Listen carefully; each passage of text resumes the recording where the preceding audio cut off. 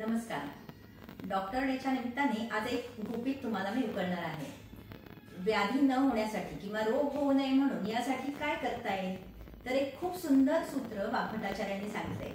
नित्यम हिताहार विहार सेवी समीक्षकारी विषयेषु असक्तः दाता समसत्य परक्षमावान आप्तोपसेवी च भवति अरोगः। तर कोण बरं हा, जो नित्य म्हणजे नेहमी स्वतःला हितकर काय अहितकर काय याची समीक्षा करतो, म्हणजे मला याने त्रास होतो, मला याने बरं वाटतं, अशा स्वरूपाने जे योग्य आहे हितकर आहे अशाच गोष्टींचं सेवन करतो। आहार आणि विहार आचरण आणि खानपान हे ठेवतो, तो भवति अरोगः। याच्याशिवाय काय, विषयेषु असक्तः, विषयांमध्ये जो असक्त आहे, म्हणजेच काय, आपले विषय कोणते, रूप रस गंध स्पर्श रस। तर रस रसना एखादी गोष्ट आवडते म्हणून तीच खूप खात बसला तर ते विषयेषु सक्तः होणार, किंवा एखादं मोबाईल असेल स्क्रीन असेल खूप वेळ बघत बसणार तर ते सुद्धा विषयेषु सक्तः। असं प्रत्येक इंद्रियानुसार कोणत्याही विषयात खूप आसक्त होत असेल तर ते रोगाचं कारण होतं। याशिवाय रोग होऊ नये म्हणून जसं हे आपण शारीरिक पातळीवर पाहतो तसं दाता समस सत्यपरक्षमावान, म्हणजेच काय, जो सत्पात्री दान देणारा आहे तो रोगी होत नाही।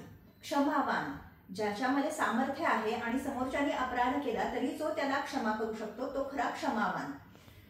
दाता समसत्यपरहा, समहा, सम म्हणजे जो समबुद्धीने सर्वांकडे पाहतो तो समबुद्धी अशा प्रकारे असणारा, आणि सत्यपरा सत्यपरायण सत्यवाणी बोलणारा हा भवति अरोगः।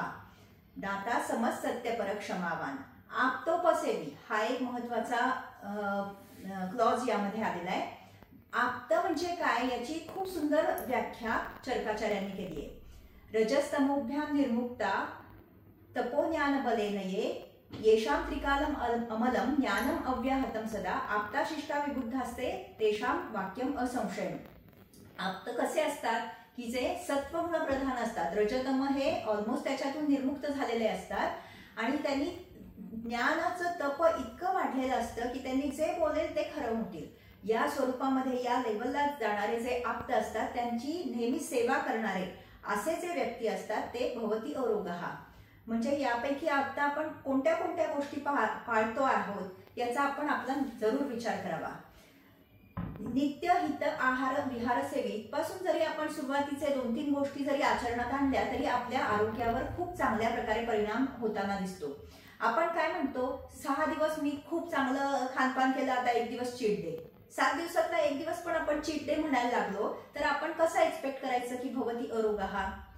तर या सर्वांचा आपण नक्की या निमित्ताने विचार करावा। धन्यवाद।